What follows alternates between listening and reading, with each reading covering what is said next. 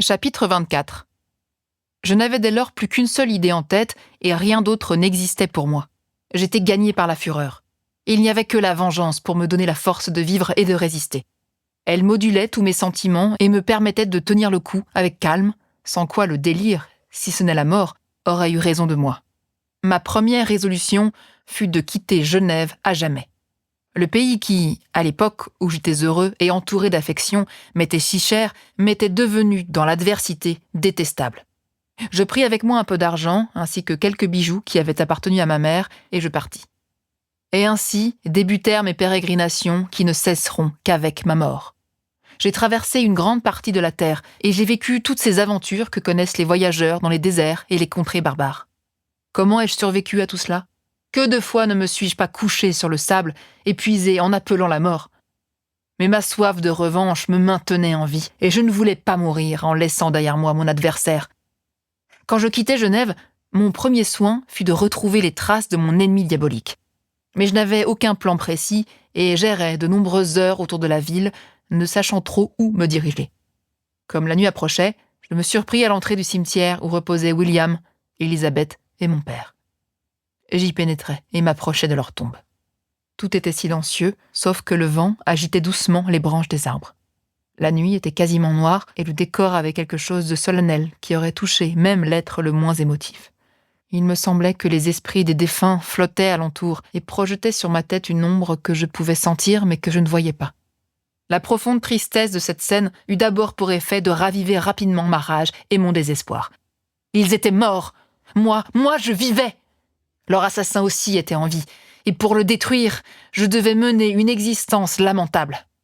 Je m'agenouillais dans l'herbe, baisais la terre et m'écriais, les lèvres tremblantes, « Par cette terre sacrée sur laquelle je m'agenouille, par les ombres qui m'entourent, par le profond et infini chagrin qui me dévore, par toi également, ô nuit, et les esprits qui règnent sur toi, je jure de poursuivre le démon qui est la cause de ma détresse, même si dans ce combat je dois périr.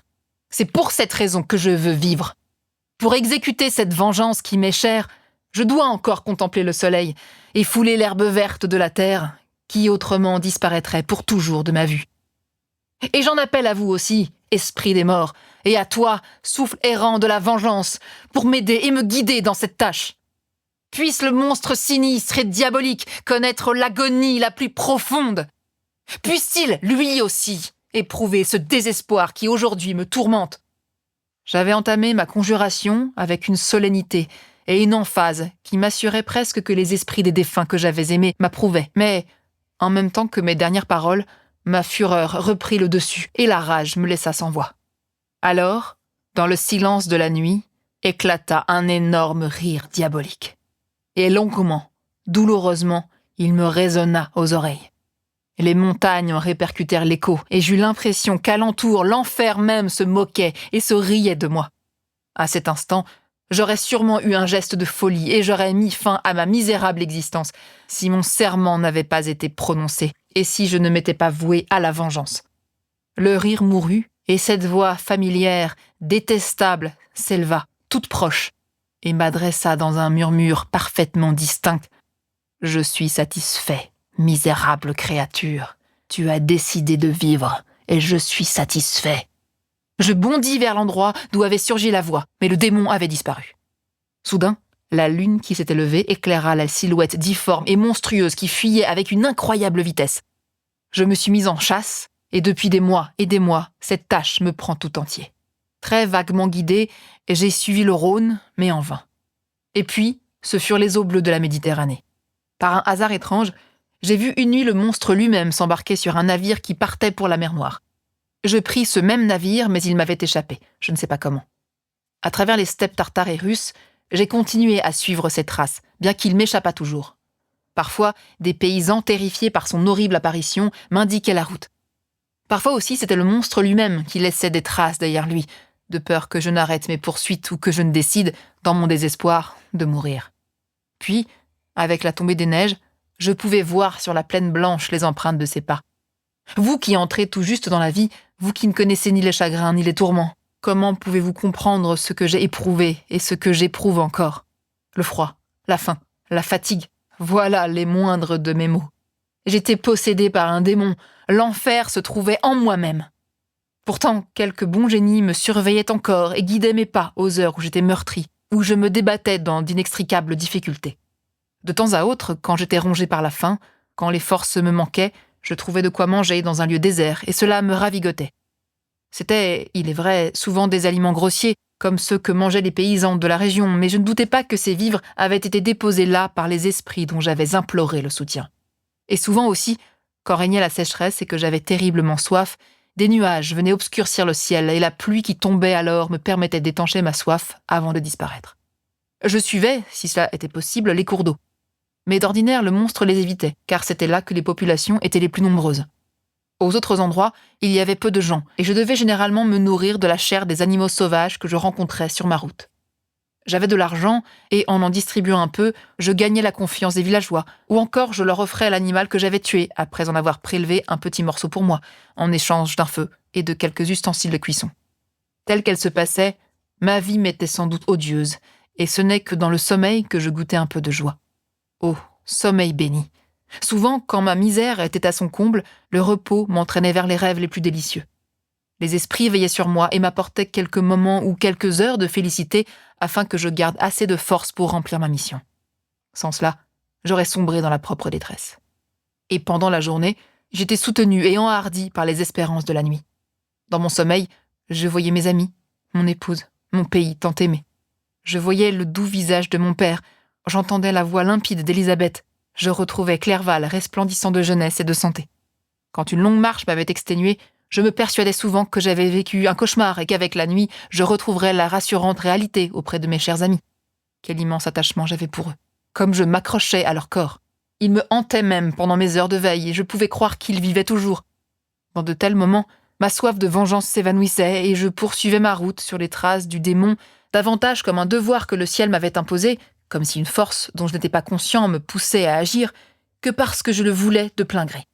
Je ne connaissais pas les réactions du monstre. De temps à autre, il laissait des inscriptions sur des écorces d'arbres ou sur des rochers. Elles me guidaient et ravivaient ma fureur. « Mon règne n'est pas encore achevé », disait ainsi l'un de ses messages. « Tu vis, mais ma puissance est absolue. Suis-moi, je me dirige vers les glaces éternelles du pôle Nord, où tu subiras les contraintes du froid et du gel auquel moi, je suis insensible. Tu trouveras tout près d'ici, si tu ne me suis pas de trop loin, un lièvre mort. Mange-le et reprends des forces. Allons, mon ennemi, nous devons encore lutter pour nos existences, et avant que n'arrive le jour de notre confrontation, tu dois encore endurer de nombreuses heures de souffrance et de misère. Ignoble démon. De nouveau, je jure de me venger. De nouveau, je te voue, abominable créature, à la torture et à la mort. Jamais je n'abandonnerai mes recherches, pas avant que l'un de nous meure. Et quelle extase alors, quand je rejoindrai Élisabeth et mes amis disparus qui, d'ores et déjà, ont préparé la récompense de mon dur labeur et de mon horrible pèlerinage. Tandis que se poursuivait mon périple vers le nord, il neigeait de plus en plus, et le froid augmentait tellement qu'il devenait difficile de le supporter. Les paysans ne bougeaient plus de leur chaumière. Seuls quelques-uns d'entre eux, les plus vigoureux, s'aventuraient encore à l'extérieur pour capturer des animaux qui sortaient de leurs trous afin de subvenir à leur faim. Les rivières étaient recouvertes de glace, et il était impossible de se procurer du poisson. J'étais ainsi privé de mon principal moyen de subsistance. Le triomphe de mon ennemi se concrétisait au fur et à mesure que se multipliaient mes propres difficultés. Une des inscriptions qu'il avait laissées était rédigée ainsi. « Prépare-toi, tes souffrances ne font que commencer. Mets une fourrure sur toi et fais provision de nourriture, car nous allons bientôt entreprendre un voyage qui va, pour mon plus grand agrément, accroître encore tes souffrances. » Ces mots ironiques ranimaient mon courage et ma persévérance. Jamais je n'abandonnerai mon projet. En priant le ciel de m'aider, je continuais avec une farouche détermination à traverser des déserts immenses jusqu'à ce qu'au loin m'apparût l'océan, formant une ultime barrière à l'horizon. Oh, comme il différait des mers bleues du sud. Couvert de glace, il ne se détachait de la terre que parce qu'il avait un aspect plus sauvage et plus âpre. Et lorsqu'ils avaient aperçu la Méditerranée du haut des contreforts de l'Asie, les Grecs avaient pleuré de joie et salué avec allégresse la fin de leurs épreuves. Moi, je ne pleurais pas. Je m'agenouillais, le cœur palpitant, et remerciais l'esprit qui m'avait guidé et qui m'avait conduit jusqu'ici sain et sauf. J'allais y rencontrer mon adversaire et me mesurer avec lui, au mépris de tous ses sarcasmes. Quelques semaines auparavant, je m'étais procuré un traîneau et des chiens, ce qui m'avait permis de traverser les neiges à grande vitesse. Je ne savais pas si le monstre disposait des mêmes avantages, mais je constatais qu'au lieu de perdre tous les jours du terrain sur lui, j'en gagnais, et qu'ainsi, au moment où je me trouvais en vue de l'océan, il n'avait plus qu'une seule journée d'avance sur moi. J'espérais donc le rattraper avant qu'il n'eût atteint le rivage. Ma détermination augmenta encore, et 2 jours plus tard, j'arrivai à un misérable hameau situé sur la côte. Je m'enquis du monstre auprès des habitants et obtins des renseignements précis. Ils me dirent qu'en effet, une gigantesque créature avait surgi la nuit précédente. Armé d'un fusil et de plusieurs pistolets, il avait provoqué la panique et fait fuir les occupants d'une chaumière isolée. Il leur avait pris leurs provisions pour l'hiver et les avait mises sur un traîneau auquel il avait attelé de nombreux chiens. Puis, le soir même, au grand soulagement des villageois effrayés, il avait poursuivi sa course dans une direction où il n'y avait aucune terre. On supposait qu'il allait périr rapidement, emporté par la glace ou englouti au milieu des banquises éternelles. En apprenant cela, j'eus un moment de désespoir. Il m'avait échappé, et je devais entreprendre une longue et périlleuse randonnée vers les icebergs, affrontant un froid que même les indigènes ne devaient supporter que très mal, et qui, pour moi, originaire d'un pays au climat tempéré, risquait d'être fatidique. Mais à l'idée que le démon vivrait et triompherait, ma soif de vengeance reprit le dessus, et, comme une marée formidable, domina tous mes autres sentiments. Après un court repos, pendant lequel les esprits des défunts m'apparurent et m'incitèrent à mener ma tâche jusqu'au bout, je me préparais à repartir. J'échangeai mon traîneau contre un autre mieux adapté au terrain polaire, et après avoir réuni une grande quantité de provisions, je quittai le pays. J'ignore combien de jours se sont écoulés depuis, mais j'ai enduré des tourments que je n'aurais pas été capable de vaincre si je n'avais pas eu en moi le sentiment que la cause que je défendais était juste. Souvent, d'immenses et d'imposantes montagnes de glace me barraient le passage, et je pouvais entendre le grondement des eaux souterraines qui menaçaient de m'engloutir. Puis, de nouveau, le gel s'intensifiait, et ma route redevenait plus sûre. D'après la quantité de provisions que j'avais consommées, je m'aperçus que mon voyage durait déjà depuis 3 semaines. À tout moment, l'accomplissement de ma vengeance était différé, et chaque fois je versais des larmes de découragement. Et il est vrai que je succombais de plus en plus au désespoir. Un jour, après que les pauvres bêtes qui me traînaient au prix de grands efforts étaient parvenues au sommet d'une montagne de glace, l'une d'elles, à bout de force, mourut, et je me mis à contempler avec angoisse le site qui s'étendait devant moi. Soudain, mon regard surprit un point sombre au sein de l'immensité. J'essayais de découvrir ce que cela pouvait être, et je poussai un cri de joie lorsque je me rendis compte qu'il s'agissait d'un traîneau d'où se détachait une silhouette gigantesque qui m'était familière. Oh, comme mon cœur fut envahi d'espoir! Des larmes chaudes jaillirent de mes yeux, et je me hâtais de les essuyer pour ne pas perdre le démon de vue. Mais mes larmes ne tarissaient pas tant j'étais ému, et j'éclatais bel et bien en sanglots. Ce n'était pourtant pas le moment de perdre son temps. Je me débarrassai du chien mort et je nourris abondamment les autres. Puis, après 1 heure de repos absolument nécessaire, nonobstant les circonstances, je repris ma route. Le traîneau était encore visible et je ne le perdais pas de vue, sauf de loin en loin quand il disparaissait derrière des blocs de glace. Mais de plus en plus, je gagnais sur lui. 2 jours plus tard, mon ennemi n'était plus qu'à 1 mile de moi. Mon cœur bondissait. Tout à coup, alors même que j'allais pouvoir me mesurer avec le monstre, mes espoirs furent annihilés. Sa trace m'avait échappé. Je perçus un bruit de tonnerre, le vent se leva et les eaux souterraines se mirent à gronder de façon de plus en plus terrifiante. J'allais plus vite, mais en vain. La mer tonitruait et, avec des secousses de tremblements de terre, la glace se rompit et craqua dans un tumulte formidable. Ce fut vite fini. En quelques minutes, une mer bouillonnante avait surgi entre mon ennemi et moi, et déjà, je dérivais sur un petit bloc de glace qui fondait sans cesse et me préparait à la mort la plus affreuse. De terribles heures se passèrent ainsi. Mes chiens moururent, et j'allais moi-même succomber sous le poids de mes innombrables tourments, lorsque j'ai aperçu votre navire tirant son ancre, et que j'ai eu l'espoir de vivre encore. Je ne savais pas que des bateaux s'aventuraient si loin dans le nord, et la chose me stupéfia. Je détruisis dardard une partie de mon traîneau pour me fabriquer des rames, et je parvins ainsi, malgré mon extrême faiblesse, à faire avancer mon radeau de glace dans la direction de votre navire. J'étais décidé, au cas où vous comptiez aller vers le sud, de m'en remettre à la merci de la mer plutôt que d'abandonner ma tâche. J'espérais même vous demander un canot afin de poursuivre le monstre. Mais vous vous dirigiez vers le nord. Je n'avais plus de force quand vous m'avez pris à bord de votre navire, où j'aurais pu rapidement sombrer dans une mort que je redoute encore, car je n'ai toujours pas accompli ma mission. Oh, quand donc les esprits qui me guident et qui m'ont conduit vers le monstre m'accorderont-ils le repos auquel j'aspire? Ou bien dois-je mourir et lui doit-il rester en vie? S'il en est ainsi, jurez-moi, Walton, qu'il n'échappera pas, et que vous le poursuivrez afin que sa mort soit ma vengeance. Mais oserais-je vous demander d'entreprendre ce pèlerinage, d'endurer tous ces tourments que j'ai subis?